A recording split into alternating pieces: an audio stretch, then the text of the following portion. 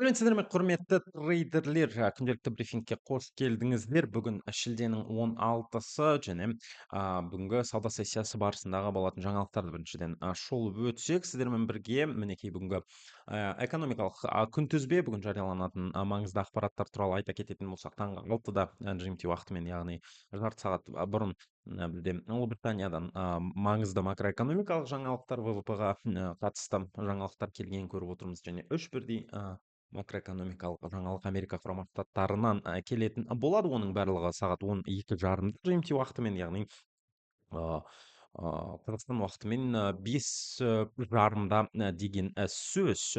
Және біз көріп отқандай, ол бізде жұмыссыздыққа қатысты, жалпы есебімен айтқанда, және жеке сатылымдарға қатысты, онымен қатар белсенділік, белсенділік индексіне қатысты ақпараттар болайын деп жатыр. Осындай ақпараттар бүгінгі күнтізбеде біз көріп отқандай өз ықпалын тигізетін болады. Бүгіндікке енді айта кететін болсақ, әлемдік қаржы нарықтарының басты назарында ақш федералдық резервтік жүйесінің алдағы ақша несие саясаты, ақштағы инфляцияға қатысты ақпараттар, онымен қатар доллар қазір жалпы есебімен қысым астында болып жатқаны, және әрине де таяу шығыстағы болып жатқан геосаяси жағдайларда өздерінің жалпы өзінің коррективаларын жасап жатқанын көріп отырмыз. Алдымен енді DXY доллар индексінен бастайық қадірменді көрермен. Біз көріп отқандай, иә, кешегі сауда сессиясын доллар индексі жалпы есебімен 101 деген деңгейге жақын аяқтағанын көріп тұрмыз. Дәл қазір 100,96 деген көрсеткішке ие болып жатыр. Әлі де жергілікті максимумдардан алыстау екенін көріп отырмыз. Десе де соған енді жалпы жақындап келе жатқан жоғары динамика көрсеткіштері бар екенін көріп отырмыз. Еуро доллар туралы талқылайтын болсақ, еуро ақш долларына қатысты нығаюын жалпы жалғастырып жатқанын көріп отырмыз. Бұған негізгі себеп енді ФР тараптан пайыздық мөлшерлемелерді көтеру ықтималдығының төмендеуі және доллардың әлсіреуі болып жатқанын көріп отырмыз. Егер бүгінгі ақш статистикасы күткеннен әлсіз болса, еуро доллар жұбы өсімін жалғастырып келесі қарсылық деңгейлерін сынауы мүмкін, ал экономикалық көрсеткіштер доллардың уақытша нығаюына себеп болуы ықтимал. Қолдау деңгейі дәл қазір бұл жұпта 1,1 ал қарсылық деңгейі 1,150 деген деңгейді құрап жатыр екен. Ұлыбританиялық фунт ұқсас динамика көрсетіп жатыр. Себебі доллар кішігірім әлсіздеп келе жатқанын көріп отырмыз.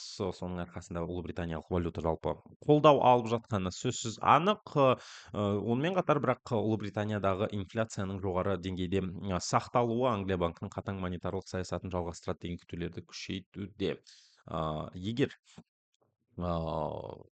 ақш-та жарияланатын бүгінгі жаңалықтар нарық көңілінен шықпаса, фунттың өсуі жалғасуы мүмкін екенін көріп отырмыз. Бұл жерде қолдау деңгейі 1,336, ал қарсылық деңгейі 1,347 екенін көріп отырмыз. Әрмен қарай жапониялық иена туралы әңгіме қозғайтын болсақ, жапониялық иена доллар жұбы доллардың әлсіреуіне байланысты жалпы есебімен төмендеу қысымында, төмен қысым астында қалып отырғанын көріп тұрмыз. Бұған қоса геосаяси тәуекелдердің артуы инвесторлардың қорғаныс активі саналатын жапон иенасына сұранысын күшейтуде. Бұған негізгі драйверлер болып жатқан жалпы ақш-тың макроэкономикалық көрсеткіштері. Бұл жерде де дәл сол баяғы жағдай, яғни бүгінгі жарияланатын ақпараттар инвесторлардың көңілінен шығатын болса, онда біз түсініп отқандай жалпы есебімен қысым жалғасатын болады. Керісінше жағдайда жапониялық иена долларға қатысты күшейеді деген сөз. Қолдау деңгейі 161,3, қарсылық деңгейі 162,7 екенін көріп отырмыз. Ал канадалық доллар туралы кішігірім әңгіме қозғайтын болсақ, бұл валюталық жұп мұнай бағасына өте қатты тәуелді екенін білеміз. Канада доллары жалпы соның арқасында қазір қолдау тауып жатыр. Энергия тасымалдаушылардың қымбаттауы Канада экономикасы үшін оң фактор болып саналады. Егер WTI және Brent мұнайының бағалары өсуді жалғастыратын болса, бұл жұпқа қысым сақталуы мүмкін. Қолдау деңгейі 1,347, қарсылық деңгейі 1,357-ні құрайды дәл қазір, достар. Және алтын туралы әңгіме қозғайтын болсақ, бұл жерде де өте қызықты жағдайлар орын алып жатыр. Дәл қазір алтын бағасы 4029-30 екен көріп отырмыз. Соңғы айлардағы айтарлықтай өсімнен кейін алтын бағасы түзету кезеңіне өткенін көріп отырмыз. Және бұл жерде өте маңызды бір факторлардың бірі ол таяу шығыстағы геосаяси жағдай алтынға деген сұранысты жалпы сақтайтын болады. Себебі енді алтын біз түсініп отырғандай қорғаныс активтерінің негізгілерінің бірі. Қолдау деңгейі 4000, қарсылық деңгейі 4075 долларды құрайды.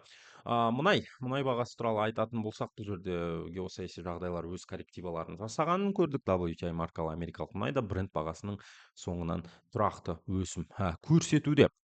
Біз көріп отырғандай бұған қоса әлемдік ұсыныстың тез ұлғаюына қатысты күтулердің төмендеуі де бағаға қолдау көрсетіп жатыр. Бүгін ақш-та жалпы жарияланатын макроэкономикалық деректер мұнай нарығы үшін де маңызды болмақ. Өйткені күшті статистика энергия ресурстарына деген сұраныс болжамын жақсартуы мүмкін.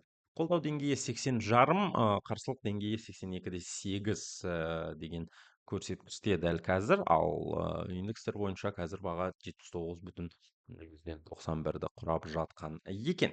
Бүгінгі сауда сессияның негізгі драйверлері жалпы есебімен айтқанда ол ақш-та жарияланатын макроэкономикалық статистика болмақ. Бөлшек сауда көлемі, еңбек нарығы, өнеркәсіп өндірісі бойынша мәліметтер инвесторларға федералдық резервтік жүйесінің алдағы қадамдарына қатысты күтулерін нақтылауға мүмкіндік сыйлайтын болмақ. Қадірменді көрермен, осымен бүгінгі брифинг тәмам, және назарларыңызға үлкен рахмет деп айтамыз. Егер Форекс нарығындағы жаңалықтарды жібере алмаймын дейтін болсаңыздар, міндетті түрде біздің Telegram және Instagram парақшаларымызға жазылып кетуді сұраймыз. Сонымен қатар YouTube арнамызға да жазылып, міндетті түрде хабарламаларды қосып алыңыздар. Келесі кездескенше сау болыңыздар.